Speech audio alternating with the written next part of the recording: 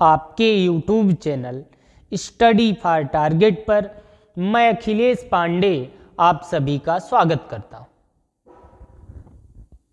UP TET 2011 से लेकर 2022 तक जितनी भी परीक्षाएं हुई हैं, आज उन्हीं रचनाओं को हम देखेंगे।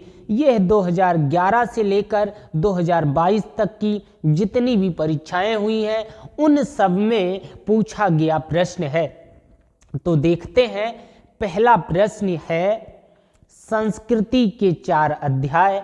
यह पूछा गया है, तो इसको किसने लिखा है? रामधारी सिंह दिनकर ने लिखा है। संस्कृति के 4 अध्याय को किसने लिखा है? रामधारी सिंह दिनकर ने। अगला है रसज्ञ रंजन। रसज्ञ रंजन किसकी रचना है? तो ध्यान रखोगे, महावीर प्रसाद द्विवेदी की रचना है। रसज्ञ रंजन किसकी रचना है? महावीर प्रसाद द्विवेदी की रचना है। अगला देखते हैं अशोक के फूल। अशोक के फूल किसकी रचना है मित्रों? हजारी प्रसाद द्विवेदी की रचना है। अशोक के फूल किसकी रचना है? हजारी प्रसाद द्विवेदी की रचना है। आगे बढ़ते हैं स्कंदगुप्त किसकी रचना है? जयशंकर प्रसाद की रचना है। स्कंदगुप्त किसकी रचना है? जयशंकर प्रसाद की है। अगला जयशंकर प्रसाद से खूब प्रश्न पूछे जाते हैं। जयशंकर प्रसाद की रचना है भाई आपका क्या बोलते हैं? स्कंदगुप्त, चंद्रगुप्त, अजात शत्रु, ध्रुव स्वामिनी, कामयानी, आंसू, ये लहर, कंकाल, ये सब जयशंकर प्रसाद की रचनाएं हैं। आगे बढ़ते हैं शब्द रसायन किसकी रचना है? आचार्य देव की। शब्द रसायन किसकी रचना है मित्रों? आचार्य देव की। आगे बढ़ते हैं परिमल और तुलसीदास। परिमल और तुलसीदास किसकी रचनाएं हैं? सूर्यकांत त्रिपाठी निराला की। परिमल, तुलसीदास, यह किसकी रचनाएं हैं? सूर्यकांत त्रिपाठी निराला की। यह आपकी परीक्षा में पूछा गया प्रश्न है। आगे बढ़ते हैं बोलगा से गंगा और दर्शन से दिग्दर्शन, यह किसकी रचनाएं हैं? तो राहुल सांस्कृतायन जी की रचना है। बोलगा से गंगा, दर्शन से दिग्दर्शन, ये किसकी रचना है? तो राहुल सांस्कृतायन की रचनाएं हैं। एक चीज और ध्यान रखना, हमेशा टेट की परीक्षा में रिपीटेड क्वेश्चन खूब पूछे जाते हैं। 50% क्वेश्चन रिपीटेड पूछे जाते हैं। अगला है सूरज का 7वां घोड़ा। सूरज का 7वां घोड़ा किसने लिखा है? तो धर्मवीर भारती ने लिखा है। सूरज का 7वां घोड़ा किसकी रचना है? धर्मवीर भारती की रचना है। आगे बढ़ते हैं, देखते हैं आर्यों का देश। आर्यों का देश किसने लिखा है? तो डॉक्टर संपूर्णानंद ने लिखा है। आर्यों का देश किसकी रचना है? तो डॉक्टर संपूर्णानंद की रचना है। अगला देखते हैं वीरों का कैसा हो बसंत, यह किसकी रचना है? तो सुभद्रा कुमारी चौहान की रचना है। वीरों का कैसा हो बसंत, इन्होंने ही लिखा है झांसी की रानी। झांसी की रानी पर कविता लिखी है।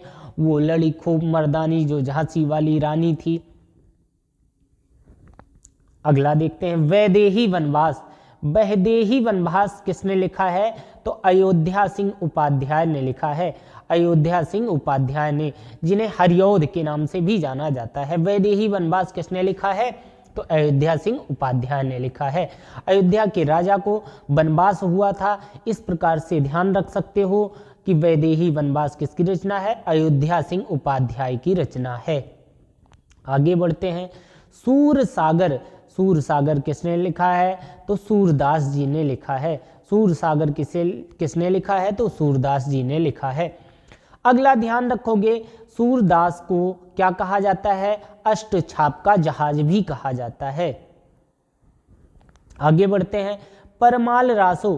परमाल रासो किसकी रचना है? तो जगनिक की है। परमाल रासो किसकी रचना है? जगनिक की रचना है।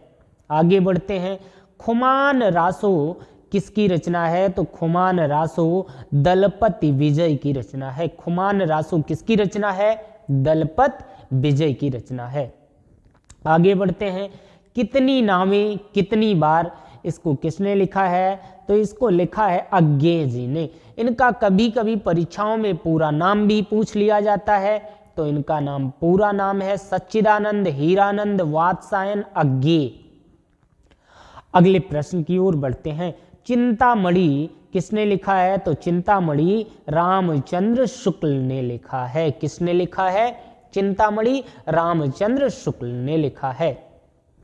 आगे बढ़ते हैं, देखते हैं, पहेलियां मुकरियां ये किसकी रचनाएं हैं? तो अमीर खुसरो जी की रचनाएं हैं। पहेलियां मुकरियां ये किसकी रचनाएं हैं? अमीर खुसरो की। अगला है, अंधेर नगरी किसकी रचना है? तो भारतेंदु हरिश्चंद्र की रचना है। अंधेर नगरी किसकी रचना है? भारतेंदु हरिश्चंद्र की रचना है। आगे बढ़ते हैं, मृगावती किसकी रचना है? कुतबन की रचना है। मृगावती किसकी रचना है?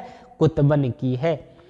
आगे बढ़ते हैं, आचरण की सभ्यता किसकी रचना है? सरदार पूर्ण सिंह की रचना है। आचरण की सभ्यता किसकी रचना है? सरदार पूर्ण सिंह की है। आगे बढ़ते हैं, प्रेम सागर किसकी रचना है? तो लल्लू लाल की है। प्रेम सागर किसकी है? लल्लू लाल की है। आधे अधूरे यह किसकी रचना है? तो यह है मोहन राकेश की रचना। आषाढ़ का एक दिन भी इन्हीं की रचना है। आगे बढ़ते हैं, चिदंबरा किसकी रचना है? सुमित्रानंदन पंत की रचना है। चिदंबरा किसकी रचना है? सुमित्रानंदन पंत की। आगे बढ़ते हैं, गुड़िया भीतर गुड़िया, गुड़िया भीतर गुड़िया, यहाँ पे थोड़ी सी टाइपिंग एरर हुआ है, गुड़िया भीतर गुड़िया, ये खूब परीक्षाओं में पूछा जाता है। मोस्ट इंपॉर्टेंट है आपके लिए। किसने लिखा है? तो मैत्रेयी पुष्पा ने लिखा है। गुड़िया भीतर गुड़िया किसने लिखा है? मैत्रेयी पुष्पा ने लिखा है। आगे बढ़ते हैं, अगला है 100 अजान एक सुजान, ये भी मोस्ट इंपॉर्टेंट है आपके लिए। किसने लिखा है? बालकृष्ण भट्ट ने लिखा है। 100 अजान एक सुजान ये किसकी रचना है? तो बालकृष्ण भट्ट की है। भक्तमल यह किसकी रचना है? तो भक्तमल है नाभादास की रचना। भक्तमल नाभादास की रचनाएं हैं। आगे बढ़ते हैं, हिंदी भाषा का साहित्य, हिंदी भाषा का साहित्य यह किसकी रचना है? तो डॉक्टर श्याम सुंदर दास की रचना है। हिंदी भाषा का साहित्य किसकी रचना है? डॉक्टर श्याम सुंदर दास की। आगे बढ़ते हैं, अंधा कुआं मोस्ट इंपॉर्टेंट रचना है, किसकी है? लक्ष्मी नारायण लाल की। लक्ष्मी नारायण लाल की रचना है। क्या है भाई? अंधा कुआं। आगे बढ़ते हैं, चंदायन किसकी रचना है? तो चंदायन मुल्ला दाऊद की रचना है। चंदायन किसकी है? मुल्ला दाऊद की रचना है। अगला देखते हैं, चंद्रकांता किसने लिखा है? खूब पूछा गया है भाई आपकी परीक्षाओं में, तो मोस्ट इंपॉर्टेंट प्रश्न है, चंद्रकांता देवकी नंदन खत्री ने लिखा है। बढ़ते हैं अगले प्रश्न की ओर, अन्या से अनन्या मोस्ट इंपॉर्टेंट फिर रचना है भाई आपकी स्क्रीन पर, प्रभा खेतान की रचना है। अन्या से अनन्या किसकी रचना है? प्रभा खेतान की। पिता अति महत्वपूर्ण प्रश्न है, ज्ञानचंद ने लिखा है। किसने लिखा है? ज्ञानचंद ने लिखा है। धन्यवाद।